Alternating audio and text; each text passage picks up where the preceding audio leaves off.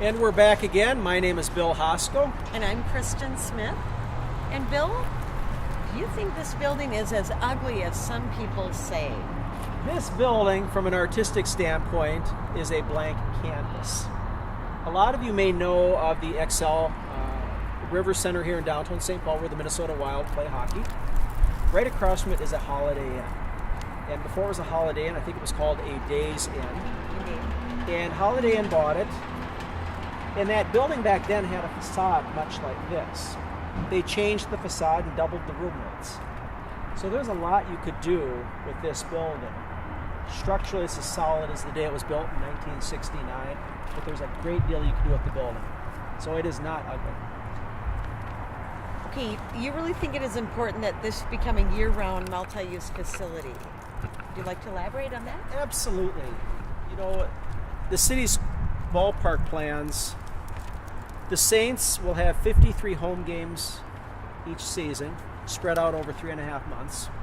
There will be high school and college ball games there and some concerts. But ultimately, the building will sit empty, the city's current plan, much of the year. Most of the year.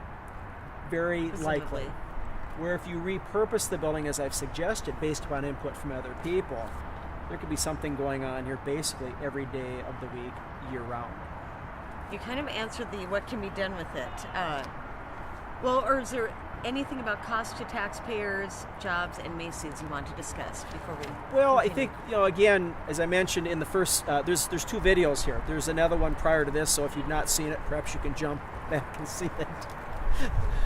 The proposal from the city right now is $54 million, thereabouts. The taxpayers, we're paying for most of that, local and statewide.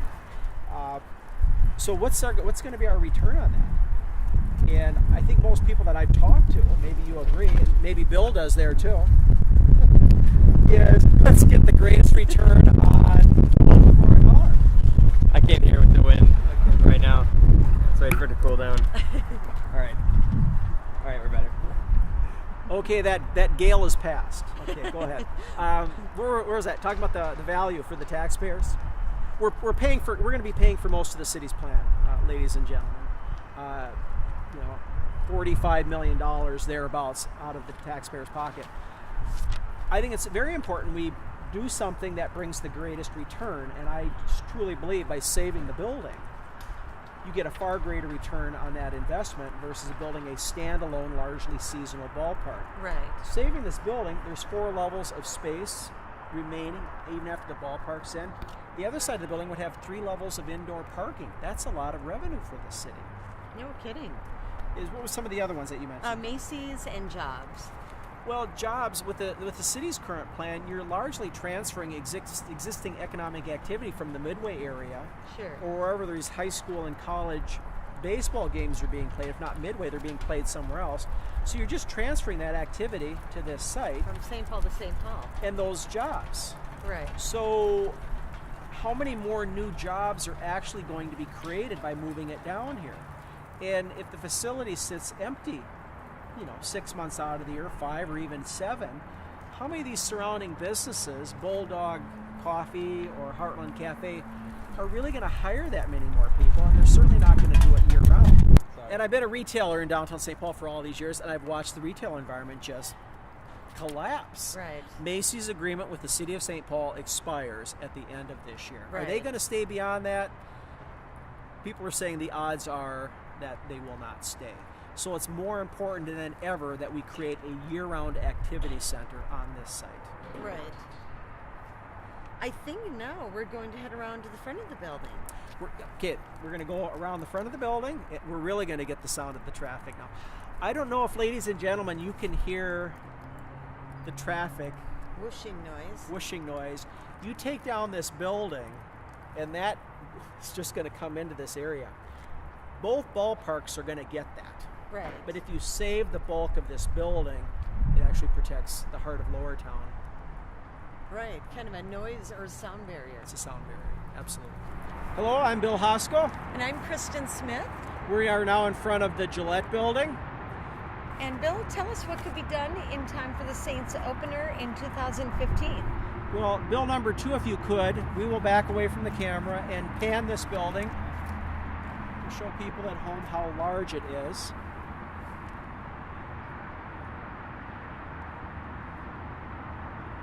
Where we are standing right now would be an outfield, down about 15-20 feet.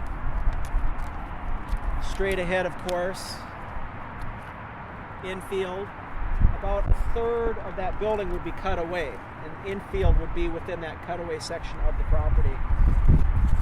We're doing several segments to this video here, and for those of you who may have not seen the previous ones, there is a blog associated with this effort. It's called Raising St. Paul, RAISING STPAUL, raisingstpaul.blogspot. Within there is a PowerPoint presentation and then a video, a YouTube video. We can get a lot more information than we're giving you here right now. Right. Should we conclude at Mounds Park? Anything else you'd like to share with us before we leave? Yeah, again, the building right now, it might just look, so unattractive to people, but there are illustrations associated with this that I do encourage you to see, and there's so much you could do with this. And you may be hearing a lot of background noise currently, where it is not, I don't know, it's about 6.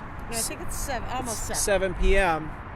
So there's a fair amount of background noise, which either ballpark plan is going to deal with. In the city's ballpark plan, where we are now standing, is going to be close to first base. So with that plan, it's going to be even closer to the traffic. Right. Behind us would be the stands. And then, Bill, if you could pan over to the left. And then the others up there would be home plate. I made a mistake a minute ago. I said first base. Home plate, first, second. We are close to what would be third base. Behind us would be the stands here and over there. With the city's ballpark plan, their field would be dug down into the ground as well. Does that cover it? I think it does. Yeah, there's just so much you could do with the building. There's just so much you could do with it. Yeah, all I can do is encourage you to go to that blog, find the PowerPoint presentation, and look at the video. Yeah, as Kristen mentioned, we're going to go up to Mounds Park now. Welcome back. I am Bill Hosko and Christin Smith. And we are up at Mounds Park. And for those of you who've never been to Mounds Park, you need to get up here and see the view of the city. You have a couple last questions for me, Kristen? I do. What has the public's response been to the alternate ballpark concept? Well, overwhelmingly positive. I mean, just overwhelmingly positive. People who live in the city, live downtown, live outside the city, who work here, who visit the city, they cannot understand why the leadership of this town would overlook something. It's great to come up here and listen to the planes take off too. Indeed. And there aren't as many as there used to be. But again, I cannot say how overwhelmingly positive the response has been on this. From baseball fans, residents, and I have been out to people? Midway Stadium and I've shared this concept. I've showed the drawings. They like this alternate concept better than the city's current concept. But again and again and again, they say, let's have a discussion on this. Sure. And at this point, Mayor Coleman refuses to allow that public discussion. And I'll be frank. I believe he knows that if they allow this public discussion, a knockdown, drag-out, open public debate, there's pros and cons with this alternate ballpark concept that I created. There's pros and cons with the city's concept. But they don't want to have that discussion, I think, frankly, because they think they will lose that discussion. And that leads into the next question. You have stressed that St. Paul's leaders should adhere to their promise to include community input. Aren't those types of promises common but not necessarily kept? Well, yes, and I think with a lot of people, they just say, well, they're going to do what they want to do anyway. Sure. And it doesn't matter that, I'll show you this flyer here real quick, ladies and gentlemen. This rendering of the ballpark, which I think a lot of people are really, question this type of design. This was produced in December of 2010. If you look in the lower level here, it says this is an early artist rendering of the ballpark. Community input will help determine the actual design.